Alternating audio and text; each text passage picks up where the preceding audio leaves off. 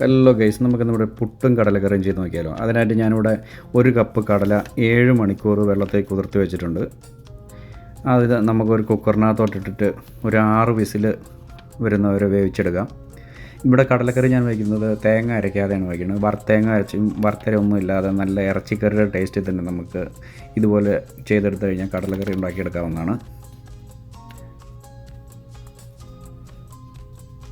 അതിന് കടല വേവിക്കാനായിട്ട് 1 cup കടലയ്ക്ക് 2.5 cup വെള്ളം അതിനകത്ത് നമുക്ക് ചേർത്ത് കൊടുക്കാം.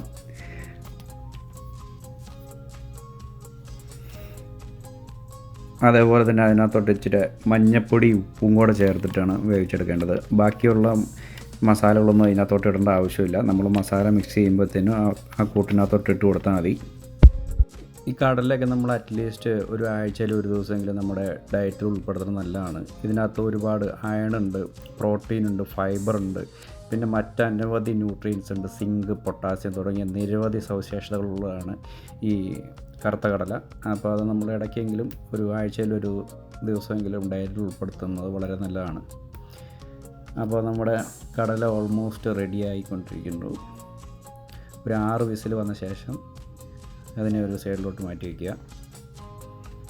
അത് കഴിഞ്ഞിട്ട് നമുക്ക് മസാല തയ്യാറാക്കാനായിട്ടൊരു പാത്രം അടുപ്പത്തോട്ട് വെച്ച് അതിനകത്തോട്ട് ആവശ്യമായ എണ്ണ ഒഴിച്ചു കൊടുക്കുക. വെജിറ്റബിൾ ഓയിലോ വെളിച്ചെണ്ണയോ ഏതാണ് നിങ്ങൾക്ക് താല്പര്യം എന്ന് വെച്ചാൽ അത് ചേർത്ത് കൊടുക്കുക. ഇതിനകത്ത് ഇച്ചിരി കറിവേപ്പില ചേർത്ത് കൊടുക്കാം. അതിനകത്തോട്ട് ഇച്ചിരി പച്ചമുളക്, പിന്നെ നിങ്ങൾ ഇഞ്ചി വെളുത്തുള്ളി ചോപ്പ് ചെയ്താണ് ചേർക്കുന്നതെങ്കിൽ അതിപ്പോൾ ചേർത്ത് കൊടുക്കാം. ഞാനത് പേസ്റ്റ് ചേർക്കുന്നതുകൊണ്ട് ഞാനിപ്പോൾ അല്ല ചേർത്ത് കൊടുക്കുന്നത്. ആ സവോള ഒന്ന് വഴണ്ടി വന്ന ശേഷമാണ് അത് ചേർത്ത് കൊടുക്കുന്നത്. അപ്പോൾ സവോളയൊക്കെ ഇട്ട് ഇച്ചിരി ഉപ്പും കൂടെ ചേർത്ത് അതിനെ നന്നായിട്ടൊന്ന് വഴറ്റിയെടുക്കാം.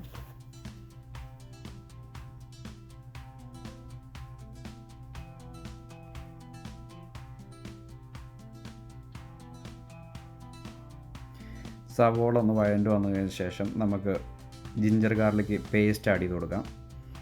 നിങ്ങൾ ചോപ്പ് ചെയ്താണ് ഉപയോഗിക്കുന്നതെങ്കിൽ, ജിഞ്ചർ ഗാർലിക് ചോപ്പ് ചെയ്താണ് ഉപയോഗിക്കുന്നതെങ്കിൽ ആദ്യം തന്നെ നമ്മൾ കറിവേപ്പില പച്ചമുളകൊക്കെ ഇടുന്നതിൻ്റെ കൂട്ടത്തിൽ ആദ്യം തന്നെ അങ്ങ് ചേർത്ത് കൊടുക്കാം. ഇഞ്ചി വെളുത്തുള്ളി പേസ്റ്റ് ഇട്ടിട്ട് നന്നായിട്ടൊന്ന് മിക്സ് ചെയ്ത് കൊടുക്കാം.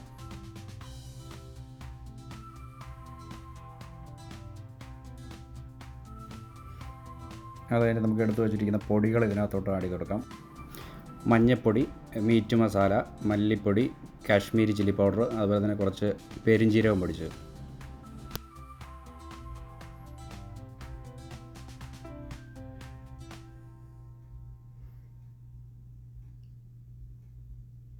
ഇതിനകത്തോട്ട് ഇച്ചിരി വെള്ളം ആഡ് ചെയ്ത് കൊടുക്കുക. കാരണം പാത്രം നല്ല ചൂടായിരിക്കുന്നതുകൊണ്ട് ഈ മസാല ഇട്ട് കഴിയുമ്പോഴത്തേനും പെട്ടെന്ന് മസാല കരിഞ്ഞു പോകാൻ ചാൻസ് ഉണ്ട്. മസാല കരിഞ്ഞു പോയി കഴിഞ്ഞ് കഴിഞ്ഞാൽ കറിക്കൊന്നും ഒരു ടേസ്റ്റും കാണത്തില്ല. അതുകൊണ്ട് ഒന്നില്ലെങ്കിൽ മസാല നിങ്ങൾ കുറച്ച് വെള്ളം ഒഴിച്ച് നേരത്തെ മിക്സ് ചെയ്ത് വെക്കുക. അതല്ലെങ്കിൽ ചട്ടിക്ക് ചൂട് കൂടുതലാണെങ്കിൽ അതിട്ട ശേഷം ഇച്ചിരി വെള്ളം കൂടെ ഒഴിച്ച് കൊടുത്താൽ മതി.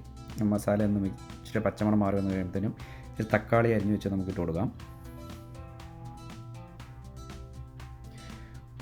ആ പാത്രത്തിന് അടപ്പ് വെച്ച് ആ തക്കാളി ഒന്ന് വേകുന്ന വരെ ഒന്ന് അടച്ചു വെച്ച് പതുക്കെ ഒന്ന് വേവിച്ചെടുക്കാം. നമ്മൾ കടലക്കറി കുക്ക് ചെയ്യുമ്പോൾ കടലയ്ക്കകത്ത് ആവശ്യത്തിനുള്ള വെള്ളം ഒഴിച്ചിട്ടുണ്ട്. അതുകൊണ്ട് മസാല തയ്യാറാക്കുമ്പോഴത്തേന് അധികം വെള്ളം ഒഴിക്കാതെ ശ്രദ്ധിക്കുക. ആ മസാല ജസ്റ്റ് ഒന്ന് കുക്കായി വരാനും അതുപോലെ തന്നെ അത് കരിഞ്ഞു പോകാതിരിക്കാനുള്ള അളവിലുള്ള വെള്ളം മാത്രം ഒഴിച്ചു കൊടുക്കുക. അത് കഴിഞ്ഞ് മസാല വെന്ത് കഴിയുമ്പോഴത്തേനും വേവിച്ച് വെച്ചിരിക്കുന്ന കടല അതിനകത്ത് ഇട്ട് കൊടുക്കാം. അതിൻ്റെ ഒരു മീഡിയം ഫയറിൽ അടച്ചു വെച്ച് നമുക്കൊരു 10 മിനിറ്റ് കൂടെ ഒന്ന് വേവിച്ചെടുക്കാം. അന്നേരത്തിന് ആ തിക്ക് ഗ്രേവി ആയിട്ടങ്ങ് വരും.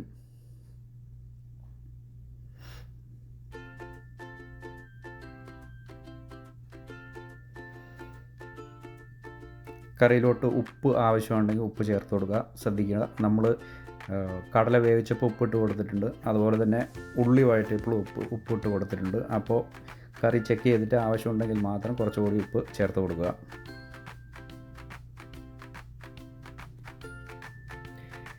പിന്നെ കവർ ചെയ്ത് വെച്ച് ഒരു ഇച്ചിരി 10 മിനിറ്റ് ആ ഗ്രേവി ഒന്ന് തിക്കായി വരുന്നവരെ നമുക്ക് വേവിച്ചെടുക്കാം.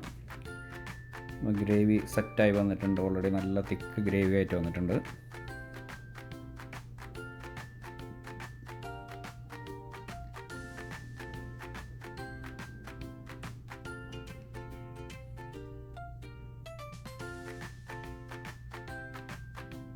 ഇച്ചിരി ഗരം മസാല പൊടി ലാസ്റ്റ് ആഡ് ചെയ്ത് കൊടുക്കാം.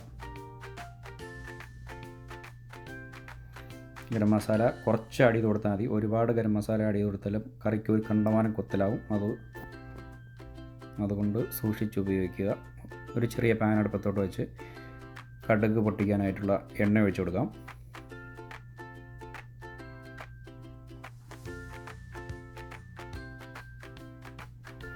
എണ്ണ ഒന്ന് ചൂടായി വന്നു കഴിയുമ്പോഴത്തേനും നമുക്ക് അതിനകത്തൊരു കടുക് ഇട്ട് കൊടുക്കാം.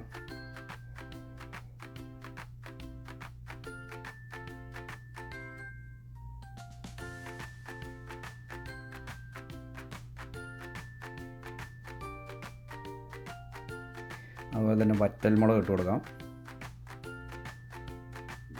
അതുപോലെ തന്നെ കറിവേപ്പിലയും കൂടെ ഇട്ട് കൊടുക്കാം. അവസാനമായിട്ട് നമ്മൾ അരിഞ്ഞു വെച്ചിരിക്കുന്ന ഉള്ളി കൂടെ ഇട്ട് കൊടുക്കാം. കടുക് താളിക്കാൻ എപ്പോഴും ചെറുള്ളി ഉപയോഗിക്കുന്നതാണ് നല്ലത്.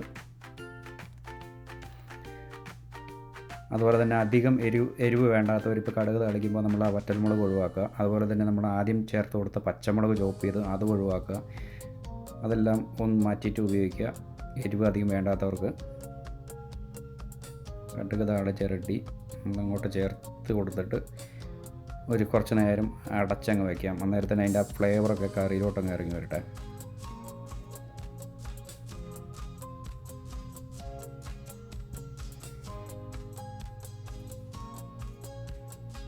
അപ്പം നമ്മുടെ സ്വാദിഷ്ടമായ കടലക്കറി റെഡി. ഇത് പുട്ടും കൂട്ടി കഴിക്കാനുണ്ടല്ലോ, ആഹാ എന്നെ ടേസ്റ്റാണെന്ന് അറിയാം. നിങ്ങൾ ഇതുപോലെ ഒന്ന് തയ്യാറാക്കി നോക്കിയിട്ട് നിങ്ങളുടെ അഭിപ്രായങ്ങൾ അറിയിക്കുക. നമ്മുടെ കടലക്കറി റെഡിയാണ്. അടുത്തായിട്ട് നമുക്ക് ഇതിൻ്റെ കൂടെ കഴിക്കാനായിട്ട് കുറച്ച് പുട്ട് കൂടെ റെഡിയാക്കി എടുക്കാം. പുട്ടൊക്കെ എല്ലാവർക്കും ഉണ്ടാക്കാൻ അറിയാവുന്നതെന്ന് എനിക്കറിയാം. പക്ഷേ ഞാൻ കടലക്കറി ഉണ്ടാക്കിയതുകൊണ്ട് അതിൻ്റെ കൂടെ ജസ്റ്റ് കാണിക്കുന്നതേ ഉള്ളൂ. ഞാനിവിടെ 1 കപ്പ് അരിപ്പൊടിയാണ് എടുത്തേക്കണം, പുട്ടുപൊടി. 1 കപ്പ് പുട്ടുപൊടിക്ക് നമ്മളൊരു 1/2 കപ്പ് വെള്ളം ആഡ് ചെയ്ത് കൊടുക്കണം. ഒരു 1/2 ടീസ്പൂൺ ഉപ്പ് കൂടി ആഡ് ചെയ്ത് കൊടുക്കുക. പിന്നെ ഞാനിതിനകത്തൊരു ഇച്ചിരി ജീരകം ആഡ് ചെയ്ത് കൊടുക്കുന്നത്, അത് ഓപ്ഷനിലാണ്. ഇപ്പോൾ ജീരകം ആഡ് ചെയ്ത് കൊടുത്തു കഴിഞ്ഞാൽ പുട്ടിന് നല്ലൊരു ഫ്ലേവർ വരും. അത് ഇഷ്ടമല്ലാത്തവരത് ജീരകം ഉപയോഗിക്കാതെ തന്നെ പുട്ടും കൂടി മിക്സ് ചെയ്തെടുത്താൽ മതി.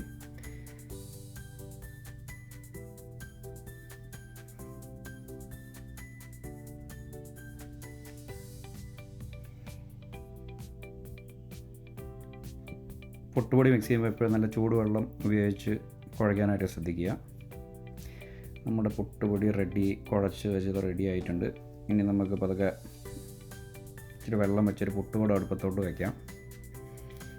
ആ സമയം കൊണ്ട് നമ്മുടെ പുട്ട് മേക്കറിലോട്ട് ഇച്ചിരി തേങ്ങാപ്പീര ആദ്യം ഇട്ട് കൊടുക്കാം.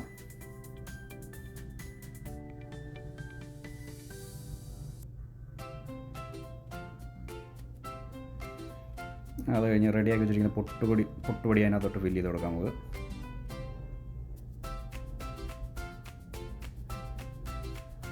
അത് കഴിഞ്ഞ് ലാസ്റ്റ് കുറച്ചുകൂടി തേങ്ങാപ്പീര നമുക്ക് മേലോട്ട് ചേർത്ത് കൊടുക്കാം.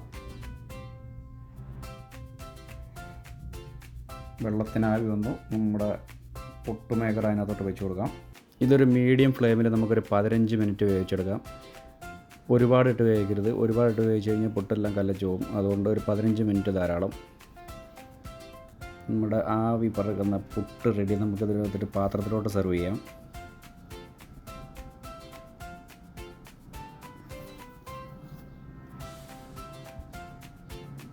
അതിൻ്റെ കൂട്ടത്തിലൊരു പപ്പടം വെച്ച് കൊടുക്കാം. ഇപ്പോൾ റെഡിയാക്കി വെച്ചിട്ട് നമുക്ക് കടലക്കറി കൂടി അങ്ങോട്ട് വെച്ച് കൊടുക്കാം. അപ്പോൾ നമ്മുടെ സ്വാദിഷ്ടമായിട്ടുള്ള ബ്രേക്ക്ഫാസ്റ്റ് റെഡി. അപ്പോൾ ഒന്നും നോക്കണ്ട, അറ്റാക്ക്. അപ്പം വീഡിയോ ഇഷ്ടപ്പെട്ടെങ്കിൽ ലൈക്ക് ചെയ്യുക, കമൻറ്റ് ചെയ്യുക, സബ്സ്ക്രൈബ് ചെയ്യുക. Thanks for watching.